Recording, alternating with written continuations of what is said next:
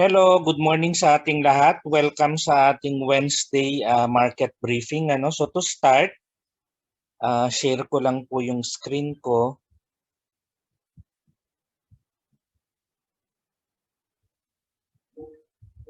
Ayan, so start, I hope nakikita nyo ito. Start po tayo ng Euro. So sa Euro po, kung titingnan nyo, marami lang guhit, huwag po kayong malilito. I just delete it first kung ano ang made-delete dyan. Yan, so kung mapapansin ninyo itong trend line na to, yan, kung mapapansin nyo, na-break niya yan tapos binalikan niya. So it follows yung very classic na movement ng mga presyo. No? If it breaks a trend line, it usually goes back to the trend line before proceeding to the direction of the breakout. So dito, nag-correct siya dito tapos inaasahan natin na aakyat na naman siya. So kung saan po tayo papasok with respect to the current price movement, we will wait for the price to correct at least around this area sa moving average po natin. Kasi bakit tayo nag-aantay ng dumapo siya uli sa moving average natin? Kasi we are expecting the price to trend again. In other words, hindi po magko-consolidate yung ano natin, bagkus ay mag-higher high, higher low po siya. So kaya po ang inaasahan natin, up pa rin ang euro for today. So if it is up for today, ang buying po natin ay nasa 22.06. Basta titingnan nyo lang yung 26-day moving average dyan. It is at 22.06 and it is expected to slope by 1 pip every hour. Ayan, so tatandaan nyo po yan, no? Ang target mo dyan is 22.30. Saan naman galing ang 22.30? Ang 22.30 ay galing po yan kung susukatin mo yung itong wait lang po. If it's not from the previous high, then it must be from an initial price objective. Ano po?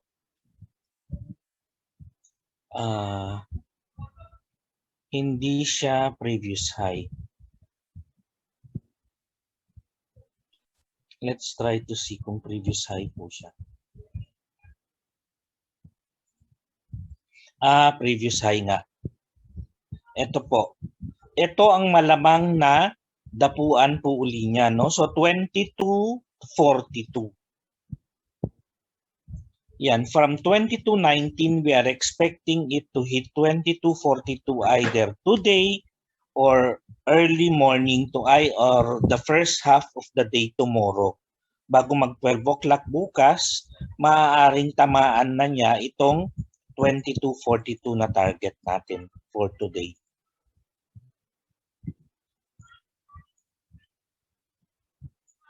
So kung wala na pong tanong, ang cut loss mo naman ay 21.80. Yan, kung wala nang tanong sa euro, ang next po natin is British pound. Sa British pound naman po, ang British pound naman ay patuloy pa rin. No, akyat pa rin ang basa natin kasi after breaking out from the resistance, ito naman nag-break out, binalikan niya. Ito yung trend line mo kasi ano yan, double bottom siya dito sa rectangle formation mo. I don't know if you can how you will look at this, but you can consider this as a rectangle formation or an inverted head and shoulder na dalawa ang head niya. So you can consider this as one whole head and then these are the two inverted shoulders. So pag ganyan po ang consideration natin, no matter how we consider it, either a rectangle, either an inverted head and shoulder, the initial price objective will still be around 43.39 or 43.35. Yan po. Hindi magbabago ang ano niya no matter how you consider this price pattern. yun pa rin po yung ano niya. So bakit natin kino-consider yan? Kasi kung makikita mo, nag-break ka dito, binalikan niya ito. So kung ngayong araw, paakyat pa rin ang ano niya, parang wala pa namang correction na mangyayari. So we might see some small minor corrections in your smaller time frame chart. Yung mga ano niya, no, yung mga reaction niya sa uptrend niya. So pwedeng dito nakikita sa smaller time frame. So dito we are expecting it to correct at least up to 41.28 area. 41 ay hindi. 41, etong high na to is 41.66, no? Kasi ngayon is 41.81. Kung aantayin nating mag 41.28, masyado nang malayo. By the time that it hits 41.28, parang gumalaw na siya ng from 41.68 up to 41.86, no? 41.70 up to 40.68. So mga 100 pips din ang yeah, it can be possible that it will hit this 41.28 level sa pagko-correct po niya, but we need to consider yung smaller time frame kasi intraday lang naman po tayo nagte-trade.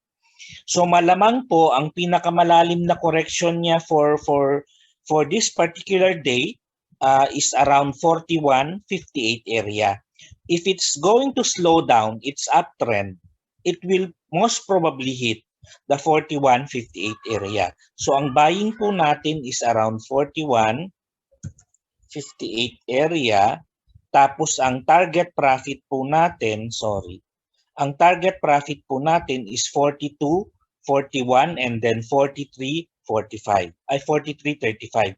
Yung 42.41 po, yan po ay based sa yung 43 something, eto yan. Yung initial price objective mo. Pero before you can expect it to hit this price level, there is a resistance somewhere here. May resistance yan somewhere there, somewhere there. Somewhere out there. Ang tagal.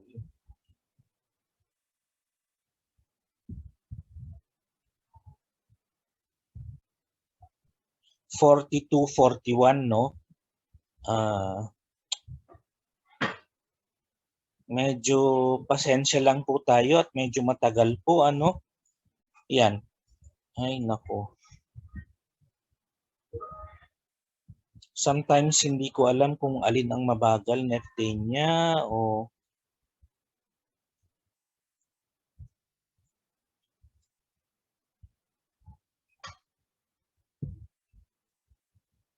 yung 42.41 is this one. Ito po, kung titingnan nyo ito is 42.41. If you look at the window, nung information window, makikita nyo yung high doon, it's 42.41. So right now, it's doing at 41.81. No? So yun po muna ang kailangan niyang lagpasan before you can expect it to hit the 43.35 level. So kung wala na pong katanungan dyan, tayo naman ay dadako ngayon sa AUD-USD. Ang AUD-USD naman po ay up pa rin naman kasi if you look at the daily chart, mukhang up pa rin yung kanyang tinutumbok. Ano po, it's still moving above your 50-day moving average. So if you look at your smaller time frame charts daily yan, kung titingnan mo, if you're going to confirm it with your smaller time frame, which is 4 hours, higher high, higher low pa rin po siya. So dito, ito yung first break ng high mo. Nag-break yung high mo dito. So ito yung break niya, no? So ang tinitingnan natin na entry point po natin dyan is we look at the smaller time frame chart, which is about most likely kung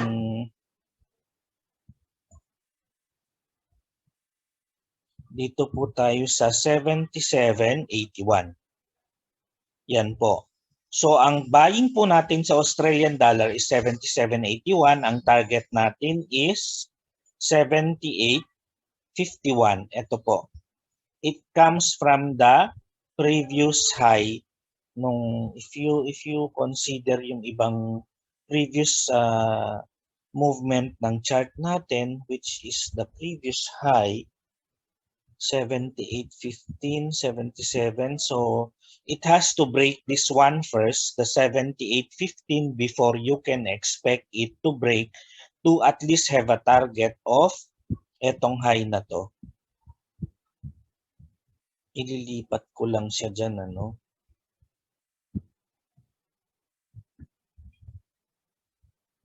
Yan, kasi bakit ito ang kino-consider natin? Kasi po, it is dito yan, the 78.16 area.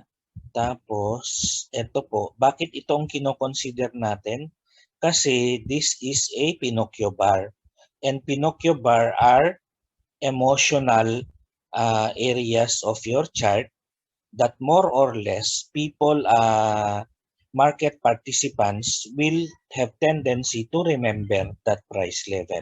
So titingnan po muna natin around 78.15 area. If it's going to break the 78.15 area, then that's the time that you can be hopeful with your 77.51 area.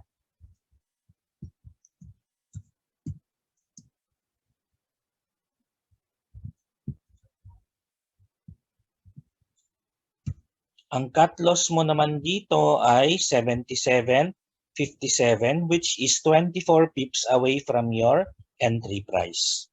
So ang next natin is Japanese yen. Ang Japanese yen naman,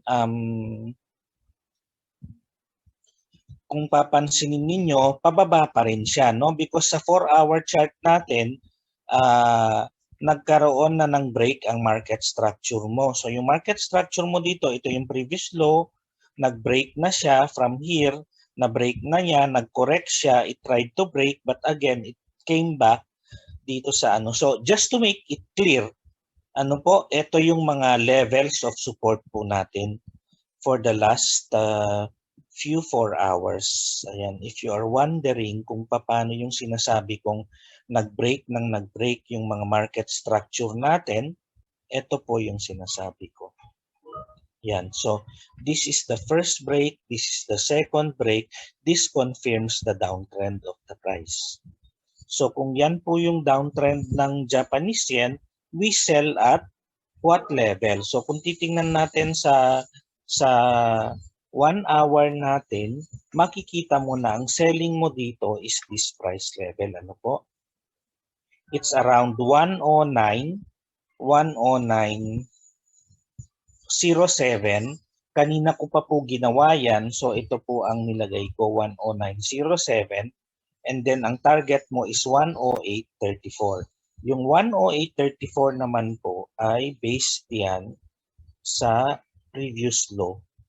Ang previous low natin dito ay ito. Yung low mo dito is 108.34. So that could be the target for today. Ano po? So kung wala na pong katanungan, tayo naman ay lilipat sa gold. Ang gold naman po, expected na magiging range trade siya for today. Range trade between the area of this, let's do this support here. Dodrawingan natin para mas maging maliwanag sa ating lahat. No? It's around 1863, 1863.19 area and 1875. So ano bang nakalagay dito? Range trade from 1863 area to 1875 area with upside bias. So, ibig sabihin ng upside bias, do not bet on selling but bet on buying. So, every time it goes down or it goes near to 1863, that's a buying opportunity. Pagka naman umabot siya ng 1875, pagka nag-sell kayo doon, medyo ingat kayo ng konti kasi ang tendency ng gold is to break out on the upside. So baka mapag-iwanan po kayo. So ang sinasabi ko lang, kahit na range trade siya, huwag kayong pagdating sa selling, huwag kayong padalos-dalos. Tingnan yung maigi pagka if you wish to sell at this area, please consider your position carefully kasi baka po mag-break. Wala yang pinagkaiba dito. Nung nag-break siya dyan, kung halimbawa inisip mo ay range trade naman yan kasi dito previously it was a range trade.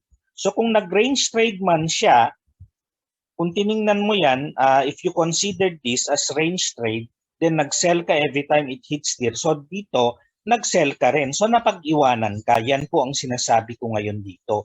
Kasi it is forming a more or less a flag formation near the resistance. So it has a very strong possibility to break out on the upside. So ang dapat mong sinasabayan dito is ang paglapit ng presyo dito sa 1863 area. Ayun po. So ang cut loss mo pag pumasok ka sa 1863 is 1855.19. So yan po ang natin. So kung halimbawa man na medyo nainip ka na,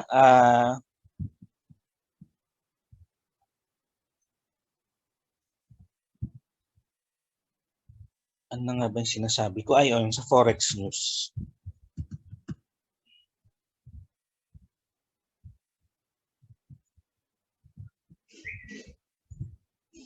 Ayan, so the things that we will be expecting today in terms of our indicators or scheduled news releases. Ito po yung mga pwede nating asahan ngayon, no? I think there's going to be a speech from the European Union side, from the Euro side. Ayan, so ang marami po ngayon ay may palabas ng 12:30. If you are trading Japanese yen, they have industrial production, capacity utilization, and then industrial production, all happening at 12:30. So ano po ba ang capacity utilization? Ito lang yung ibig sabihin nito, yung kung na-maximize yung capacity ng mga manufacturing companies in terms of their machineries and in terms of their human resources. Kung na-maximize yung kanilang production with reference to their machineries and human resource. Ano po? So sa naman, sa British side naman, you have consumer price index, again, which is an inflation indicator. So karamihan po kung mga price index ang nakikita nyo, mga inflation indicator yan. So yan ay importante lalong-lalo na sa US side kasi yan ang tinitingnan ngayon ng halos lahat ng market participants. Kung how will the inflation compel the Federal Reserve to act on their interest rates despite their previous reiterations na hindi pa sila magtataas ng interest rates sa ngayon. Kasi ang target nila is 2% lang but if it's continuously proving to be higher than the anchor rate of 2%, then baka mapilitan sila if the inflation scenario will get too ugly for the United States, then they will be forced to increase the interest rates to temper yung kanilang inflation. So dito naman sa Euro side, mamayang hapon, marami rin so expect a bit more volatile market this afternoon because the news coming from, again, sa US, wala pong mangyayari. Pero dito, mamayang 2:00 ng madaling araw, expect volatility because of what the FOMC might decide to adopt. Ayan po. So,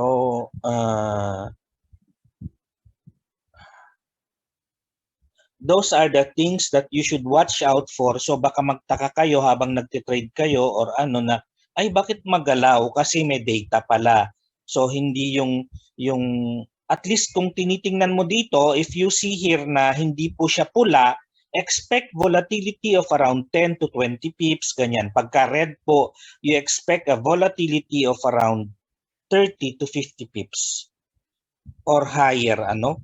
Kasi sometimes it may signal a correction or a turnabout from the previous direction.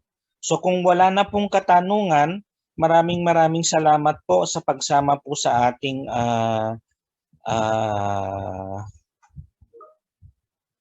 ay kung may tanong po kayo, yan, that's better. Ayan, kung wala na pong katanungan, kung may tanong, feel free to ask, no? Kung wala naman po, maraming salamat po sa pagsama po sa atin ngayon and hope to see you all again tomorrow po.